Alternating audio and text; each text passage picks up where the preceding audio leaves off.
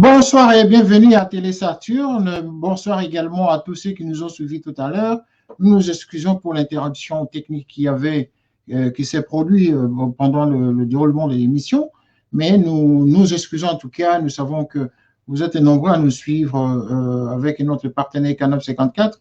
Et donc, ce soir, nous vous disions tout à l'heure que nous étions en train de discuter sur l'actualité en République centrafricaine.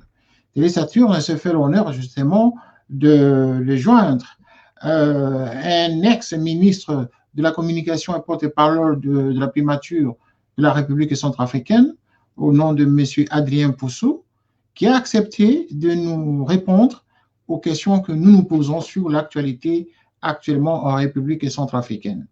À cette occasion, donc, il a voulu, en tout cas, de bonne foi, nous parler de ce qui se passe actuellement, car nous savons que les élections auront lieu l'année prochaine en République centrafricaine. Monsieur Adrien Poussou, bonsoir.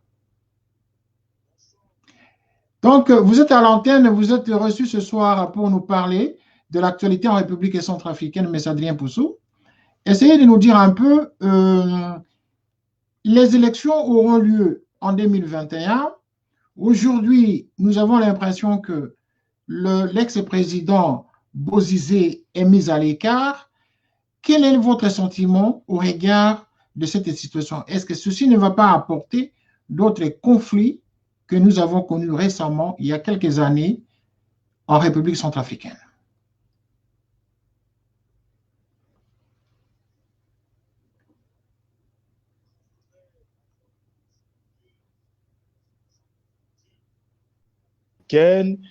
Et je voudrais également présenter mes condoléances les plus émues aux familles qui sont endeuillées par les crises, en tout cas par la situation qui a commencé depuis 72 heures.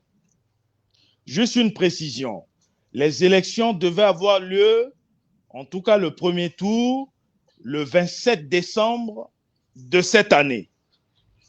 Donc, en principe, on devait déjà être, enfin, on est en pleine campagne. Malheureusement, il y a des troubles là-bas qui ont interrompu, en tout cas pour le moment, la campagne pour ces élections générales, présidentielles et législatives.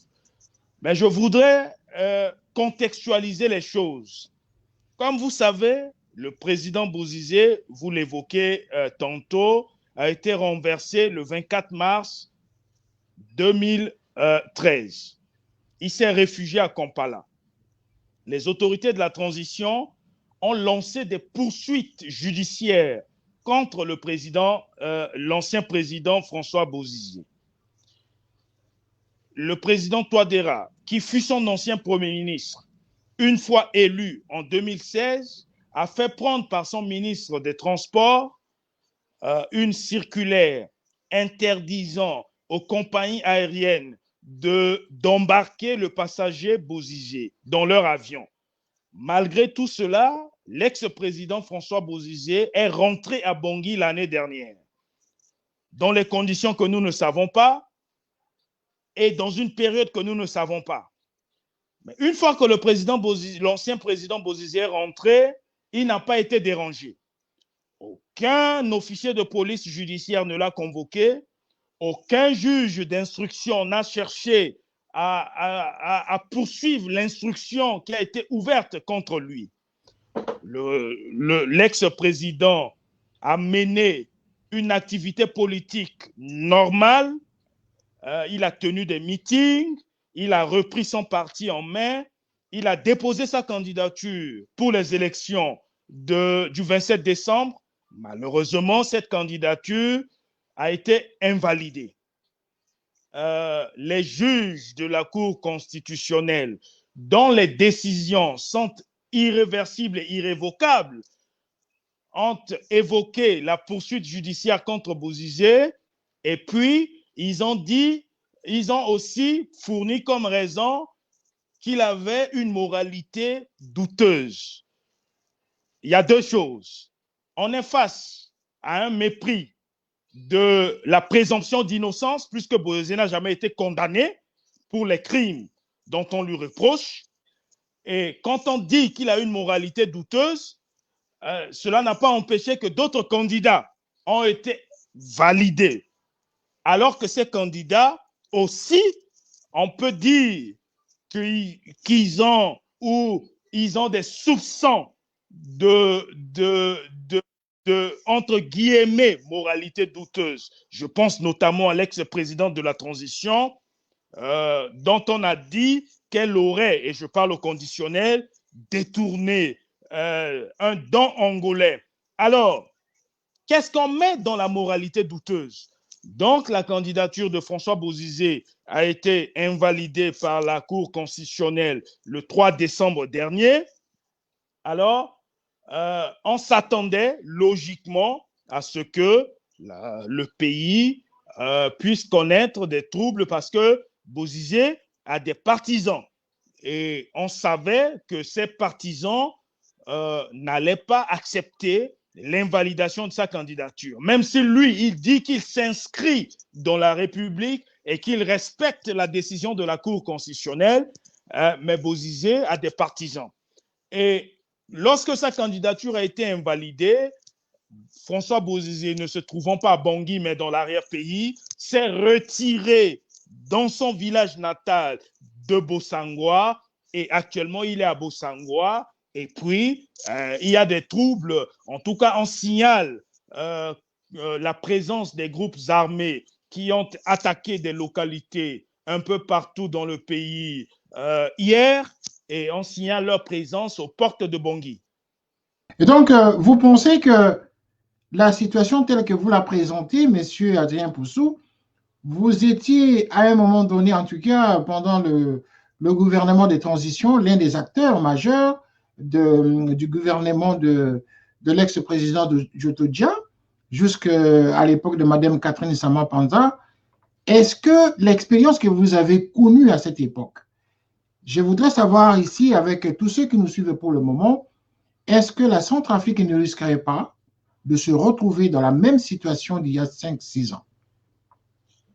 Écoutez, vous me direz, hein, comparaison n'est pas raison, que le contexte n'est pas le même, mais on est pratiquement dans la même configuration, puisqu'il y a eu une coalition de l'ensemble des groupes rebelles appelés, ils ont baptisé Convention des patriotes pour le changement.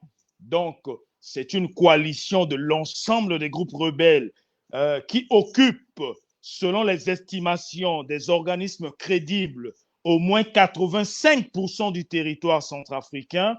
Ils se sont rassemblés, ils ont fait publier des communiqués, des messages disant qu'ils veulent en finir avec la situation de non-paix et de non-belligérance. Et donc, c'est la même situation de 2013 où la coalition Seleka, c'était un rassemblement des groupes rebelles qui aussi, à cette époque-là, disaient qu'ils menaient une lutte pour restaurer, vous allez voir le paradoxe, la démocratie. Donc, on est dans la même configuration. Mais à ceci de particulier qu'aujourd'hui, il y a une présence d'une mission des Nations Unies en Centrafrique, la MINUSCA. La question que l'on est en droit de se poser, c'est de savoir est-ce que la mission des Nations Unies en Centrafrique va rester les armes aux pieds et laisser cette coalition des patriotes pour le changement CPC là entrer dans Bangui. Tel qu'on l'a toujours constaté, il n'y aurait pas une main derrière cette confusion qu'on risque de vivre actuellement en République centrafricaine. Est-ce que, comme traditionnellement, on a toujours vu l'œil de la France, est-ce que la France, quelle est la position réelle de la France à cette situation en Centrafrique? Vous savez, c'est facile d'accuser les autres. C'est facile de voir la main de la France, de la Russie, des États-Unis dans notre crise. Ce qu'il faut Oui, mais dire, c'est que pourtant, ces grandes puissances ont toujours eu la main tendue en Afrique. Vous savez, la crise centrafricaine est d'abord et avant tout endogène. C'est une crise politique locale. On ne dirige pas un pays avec la haine. On ne dirige pas un pays avec la méchanceté, avec l'exclusion.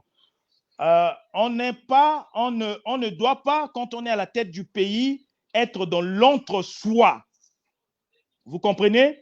Le président Touadéra a été élu, et je mets beaucoup de guillemets, en 2016, sur la base d'une promesse qui était simple: restaurer la sécurité, restaurer l'autorité de l'État et redonner aux Centrafricains l'envie de vivre dans leur pays, sur la terre de leurs ancêtres. 5 ans plus tard, le bilan parle de lui-même. Le bilan est catastrophique, puisqu'en 5 ans, le président Touadéra, je n'ai rien contre lui, je suis un analyste, j'analyse une situation, s'est comporté comme un charmeur de serpents. Il s'est entouré de son clan.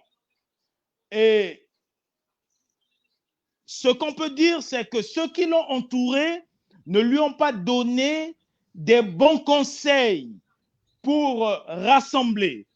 Le président Touadéra, dès qu'il a été élu, il a dit qu'il n'allait pas faire la guerre avec les groupes, contre les groupes armés. Il a considéré les groupes armés comme étant ses alliés. Il leur a tendu la main.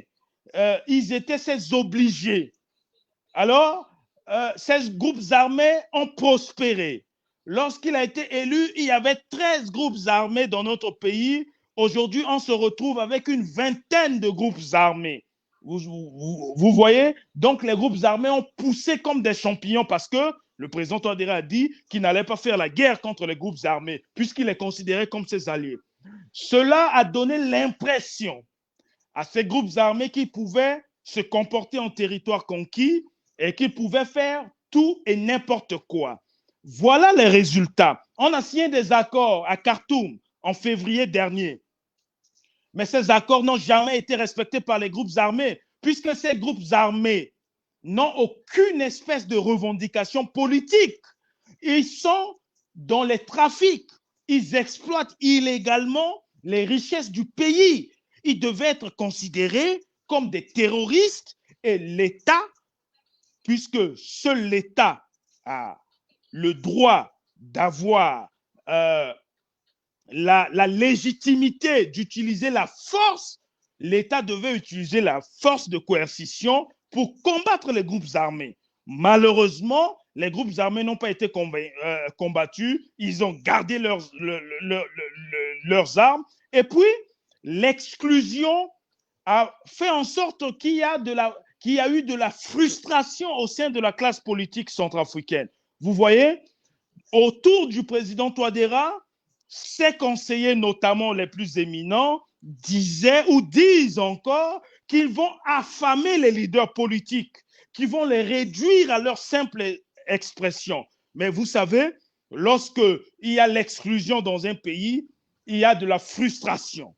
Depuis une semaine, où le pays connaît une situation intenable, où les groupes armés se sont réunis et lancent des attaques contre la paisible population centrafricaine, il n'y a aucune espèce d'initiative politique prise par le pouvoir de Bangui. Or, le président Touadéra devait réunir l'ensemble des candidats à la présidentielle. Ils sont 17, l'ensemble de la classe politique ou des acteurs, les acteurs majeurs de l'État centrafricain pour parler de la situation. Depuis 6 mois, moi personnellement, j'appelle à la tenue d'une concertation. Je dis qu'il faut apaiser le climat politique pour que nous allions à des élections apaisées et inclusives. On n'est pas entendu. Donc, aujourd'hui, on ne peut pas pointer du doigt les puissances étrangères. Je ne suis pas naïf. Je sais que les puissances étrangères ont leur intérêt à défendre, puisque le général de Gaulle disait que les États n'ont pas d'amis, ils n'ont que des intérêts. Vous évoquez la France tout à l'heure. La France a ses intérêts en Afrique, elle défend son précaré. Je veux dire, c'est dans la marche du monde. Il n'y a pas que la France, il y a la Chine, il y a la Russie, il y a les États-Unis. Tous ces acteurs étrangers à notre continent africain, ils sont chez nous pour défendre leurs intérêts. Maintenant, c'est à nous de savoir où se trouvent nos intérêts, où se trouvent les intérêts de la population, et puis les défendre également. Je me suis rendu compte finalement que la situation en Centrafrique, telle que vous venez de l'évoquer, va pousser encore le pays dans une autre confusion. Donc, c'est une forme de cercle vicieux qu'on ne saura pas refermer sitôt. Mais la question ici, c'est la nouvelle génération. Que pense la nouvelle génération, c'est-à-dire les jeunes d'aujourd'hui que vous êtes, qui avaient déjà commencé la politique et très jeunes, plus jeunes encore, vous êtes encore très jeune en tout cas, et pour avoir assumé autant de responsabilités. Que disent les jeunes aujourd'hui, les jeunes qui regardent de si haut ou de si bas tous les anciens leaders se comporter de la sorte en mettant leur avenir en jeu? Vous savez, parmi les 17 candidats à la présidentielle, il y a plusieurs jeunes. Je veux parler de mon ami et frère Crépin Boligumba, qui est candidat à cette élection présidentielle. C'est un jeune, mais ce que nous autres, nous pensions, vous évoquez qu'on a commencé la politique très jeune. Moi, j'ai commencé la politique à 16 ans. D'abord comme réactionnaire, comme militant de base, je mettais les affiches, je jetais les pierres, en tout cas, je participais à des grèves. Et puis tout cela. Vous savez, l'histoire a démontré qu'une génération chasse une autre génération. Même si je sais que le président Wade avait parlé d'une jonction générationnelle, mais chez nous en Afrique, la jonction générationnelle ne s'opère pas. C'est à notre génération de chasser la génération de nos pères qui sont toujours là et qui hypothèquent notre avenir. Mais le problème, c'est que nous ne sommes pas solidaires. Il y a beaucoup de haine, beaucoup de méchanceté, beaucoup de jalousie parmi les leaders centrafricains qui sont jeunes. Cela obstrue toute possibilité de rassemblement, d'organisation et au final de constituer une force alternative pour remplacer ces vieux-là. Et beaucoup de jeunes sont des affidés des anciens leaders. Donc, c'est difficile aujourd'hui de dire que la jeunesse centrafricaine pourrait prendre la relève, même si je sais que cette jeunesse-là a quelques pépites en son sein, à des gens compétents, à des garçons brillants. Je vous ai parlé de Crépin Boligumba, qui est un garçon brillant, mais malheureusement, nous autres jeunes, nous ne sommes pas derrière lui, nous ne le soutenons pas. Et comme on préfère soutenir ces vieux, eh bien, le bout du tunnel n'est pas pour demain. Ça sera difficile. Vous savez, l'une des causes de l'instabilité chronique en République centrafricaine, c'est les Centrafricains. C'est parce que nous manquons cruellement de leaders compétents qui placent l'intérêt général au-dessus de tout. Parce que l'intérêt général, l'intérêt de la population qui souffre, parce que depuis que cette crise a repris de plus belle, il y a eu plusieurs morts parmi les innocentes populations qui ne demandent qu'à manger, qui sont dans une misère indescriptible, exécrable, parce que la politique qui a été menée depuis 5 ans n'a pas redonné l'espoir à ces gens. Aujourd'hui, l'instabilité, les armes provoquent la mort, provoquent la désolation. au sein de cette population. Si votre question était de savoir qu'est-ce que nous autres jeunes leaders centrafricains pouvons faire pour arrêter le cycle de l'instabilité, je vous répondrai, il faut juste qu'on s'assemble, qu'on se rassemble, qu'on considère que l'intérêt supérieur de la nation doit être au-dessus de nos intérêts personnels, de nos intérêts catégoriels, et que nous puissions faire entendre raison à ces vieux leaders-là, même si moi, personnellement, j'estime que les vieux leaders-là, ils ont encore un rôle à jouer, ne serait-ce que par des conseils, par des suggestions, pour que nous puissions avancer vers le développement, vers la stabilité et vers la paix. D'accord. Il nous reste 6 minutes d'émission. Nous aurons déjà fait 20 minutes, donc il nous reste 6 minutes. Non, il nous reste 5 minutes. J'aimerais que vous nous disiez ici, en peu de mots, qu'est-ce que le président Touadéra a fait de positif pendant ces 5 ans de prise de pouvoir? Qu'est-ce que les Centrafricains peuvent dire aujourd'hui? Quel est le bilan? Quel est le bilan en un mot de l'actuel président de la République? Écoutez, honnêtement, vous me posez une colle.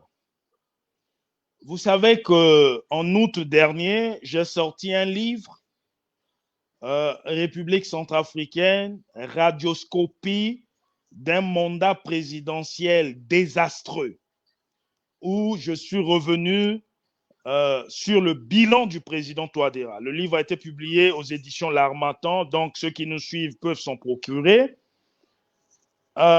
L'élection du président Touadéra avait suscité un immense espoir au sein de la population centrafricaine parce que les gens se disaient c'est un universitaire, professeur de mathématiques, tout cela. Donc, il a la science. Il peut réfléchir de manière scientifique pour conduire le pays à bon port. Malheureusement, après le gouvernement de transition, après le gouvernement qui a été calamiteuse. Oui, oui, calamiteuse. J'étais dans la transition. Je Oui. peux vous affirmer que la transition a été calamiteuse. Bien sûr, nous savons, l'actualité en tout cas, nous la connaissons encore très bien. Mais maintenant, j'aimerais vraiment que vous répondiez quand même directement à la question. Il nous reste 3 minutes d'émission. Qu'est-ce qu'on peut retenir du président Touadéra? Si jamais... Son bilan est désastreux. Maintenant, dans les circonstances actuelles où notre pays fait face à son destin, où nous sommes à la croisée des chemins, le président Touadéra doit prendre l'initiative. Il doit parler à ses compatriotes. On ne dirige pas un pays, je l'ai dit en début d'émission, avec la haine recuite, avec la méchanceté. Il doit faire asseoir l'ensemble de ses compatriotes autour de la table et discuter de l'avenir. Qu'est-ce qu'on fait? Puisque si les élections ne se tiennent pas le 27 décembre prochain, la Constitution ne prévoit pas un cas de vacance du pouvoir. Qu'est-ce qu'on fait? On se retrouve autour de la table, on se parle entre compatriotes et on trouve des solutions pacifiées, pacifiques à la crise et on envisage sereinement l'avenir de notre pays. Le 27 décembre, c'est dans peu de jours. Et vous pensez vraiment qu'il y aura élection le 27 décembre? Dans les circonstances actuelles, je doute fort qu'il y ait des élections le 27 décembre. Je doute fort. J'aurais aimé qu'il y ait des élections à bonne date, mais c'est difficile. Alors, M. Adrien Poussou, ex-ministre de la Communication et porte-parole de la primature de l'ancien gouvernement de transition, si aujourd'hui, devant les 17 candidats, on vous dirait, quel serait d'abord votre choix en tout cas? Quel est votre choix? Quel serait le meilleur choix en tout cas? En tout cas, vous me posez une colle. Vous savez que le choix est d'abord personnel et le vote en République centrafricaine est un secret. Donc, si je m'avance en vous disant que je plébiscite un candidat, je suis en contradiction avec les lois de la République centrafricaine. Je me mets hors la loi. Mais je vous ai parlé d'un ami et frère qui s'appelle Crépin Boligumba, avec qui on est dans la proximité intellectuelle. Donc, voilà ce que je peux vous dire. Mais il y a d'autres Centrafricains, qui sont... Oui. OK. Ben, écoutez, monsieur Adrien Poussou, merci beaucoup. Merci d'avoir répondu. En tout cas, nous vous remercions pour votre ténacité et pour votre hargne à répondre aux questions de Télé Saturne. Nous avons été édifiés en tout cas par l'intervention de M. Adrien Poussou au courant de cette émission. Voilà, nous sommes à la fin de cette émission, nous avons atteint les 26 minutes d'émission, M. Adrien Poussou. Nous vous remercions pour votre conclusion, nous vous remercions pour votre temps en tout cas. Et la direction de Télé Saturne se fait toujours le bonheur, le plaisir de vous écouter. Mais si vous avez un dernier mot, là, nous avons terminé l'émission, nous pourrions vous prendre en audio. Je vous écoute. Écoutez, vraiment, je vous remercie de m'avoir invité à cette émission. Ce que je souhaite pour mon pays, c'est que la puisse triompher et que les Centrafricains se retrouvent et se parlent. Nous ne sommes pas des ennemis. Il n'y a pas ceux qui sont au pouvoir et il y a les autres. Il n'y a que nous, peuple centrafricain. Il n'y a que nous, Centrafricains. Alors, il faut se retrouver et se parler. Il faut se parler, encore se parler, toujours se parler pour que la paix, la stabilité puisse revenir dans notre pays. Merci, M. Adrien Poussou. Le dialogue est toujours le dialogue. Seul le dialogue peut arriver donc à converger les idées opposées. Merci d'avoir été les nôtres ce soir et nous vous serons grés en tout cas de communiquer notre entretien de ce soir à tous les Centrafricains qui nous suivent, de sorte que nous puissions encore engager d'autres discussions pendant cette période de pré-campagne et la période de campagne jusqu'après les élections, lorsque le pays aura choisi un nouveau chef. En tout cas, le plaisir était le nôtre d'avoir été avec vous ce soir, tout en vous remerciant en tout cas de votre présence et de votre temps. À très bientôt sur Télé Saturne. À très bientôt. C'est un privilège pour moi. Merci, monsieur. Au revoir.